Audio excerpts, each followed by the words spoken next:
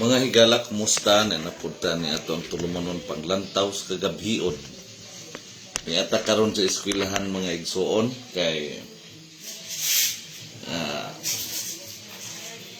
kini nangukoy ta diri sa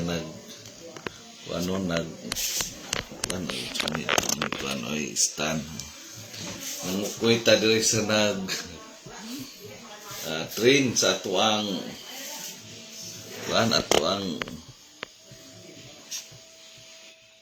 kini ito ang pinsiel o kini ito ang sayaw-sayaw para sa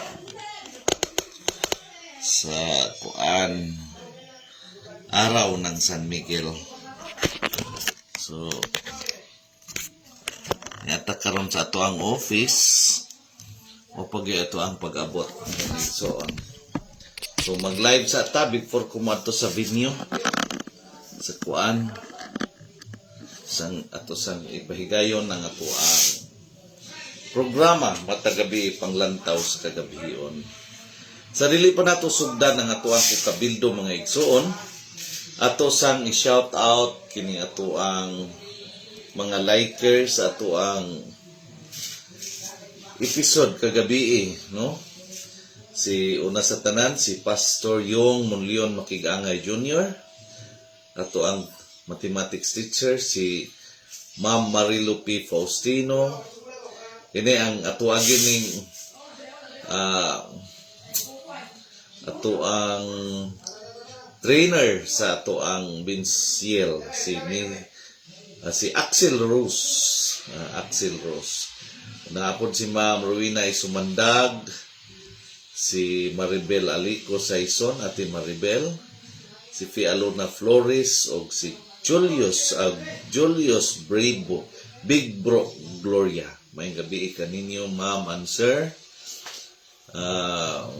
Live ta karon ni atas atong eskwelahan.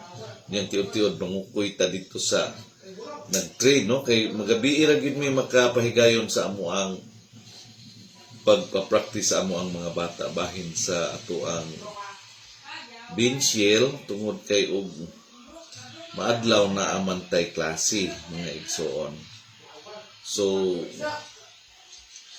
munang gabi niya usahay gabi mo anhi ko dinhi para ako ang matan-aw og kumusta na ang ilahang pag practice ato ang mga bata.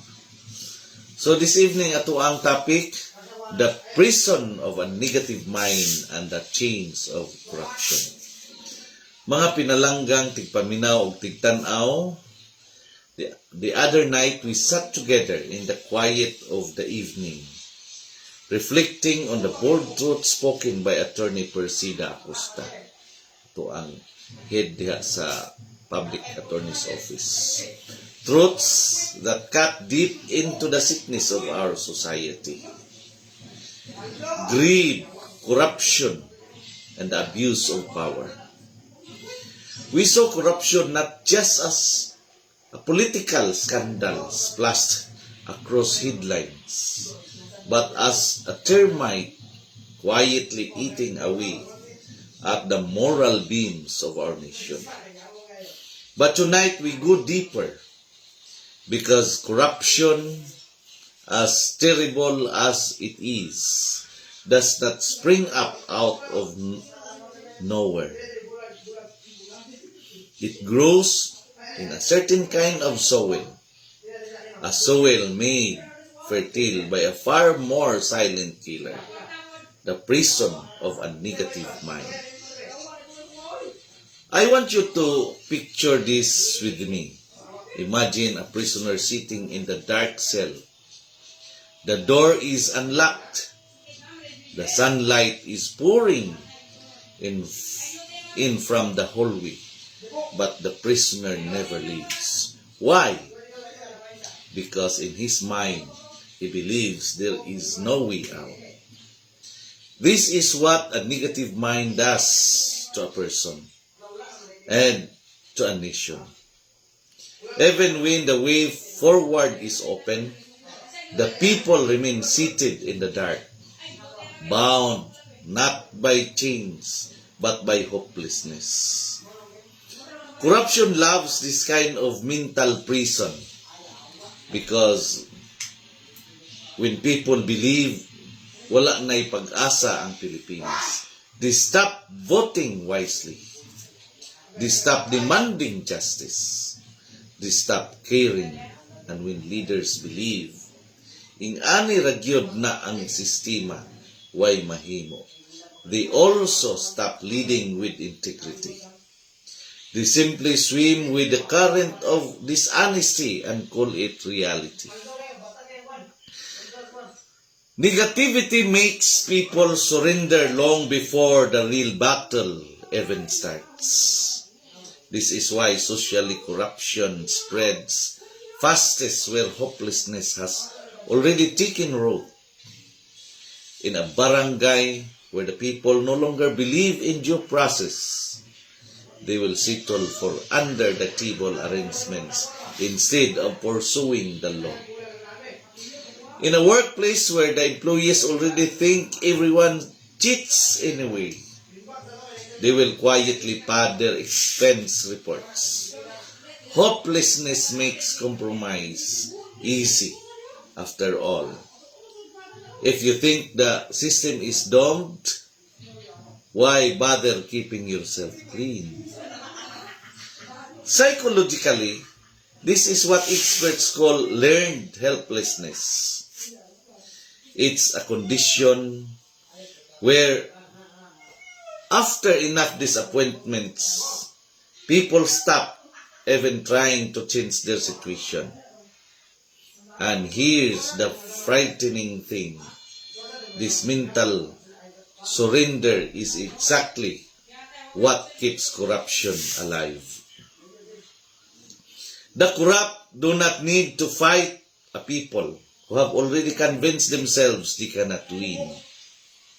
Biblically, the book of Proverbs warns us, a man thinketh in his heart, so is he. If we think like defeated people, we will live defeated lives. And in Proverbs chapter 29 verse 18, we are told, where there is no vision, the people perish. Corruption robs us of vision. It makes us believe the Philippines will never change. And once we accept that lie, we unconsciously allow the corrupt to reign unchallenged. Let me tell you this. The fight against corruption is not only a legal fight. It is a fight for the mind and the spirit. We cannot hope to cleanse the river if the source is poisoned. And the source, my friends, is often our own thinking. I have seen this in communities across our country.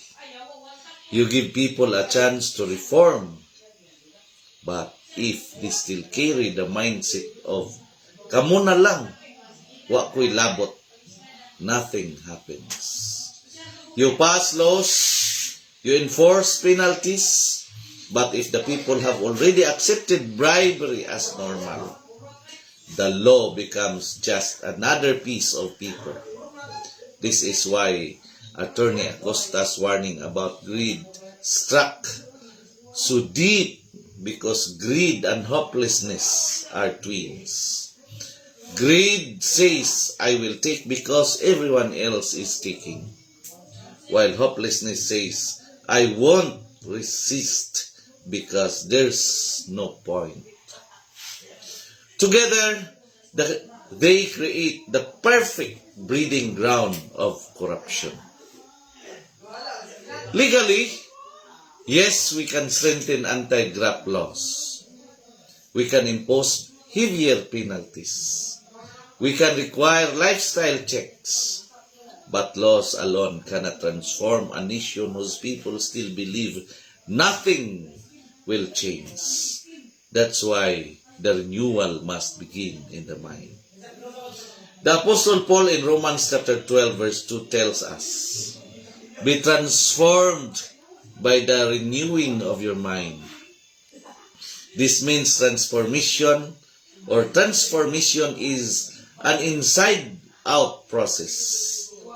If we want a cleaner government, we need cleaner thoughts. If we want honest leaders, we must be honest voters. If we want justice to reign, we must first dethrone the negativity in our hearts that says justice is a fantasy. Let me give you a picture. Corruption is like a thick chain binding our country's progress. But the first link in that chain is not money, nor power. It is the belief that we are powerless to break it. Remove that first link, and the rest will begin to loosen. And this is where our faith must rise. We cannot, as Romans chapter 12 verse 21, be overcome by evil.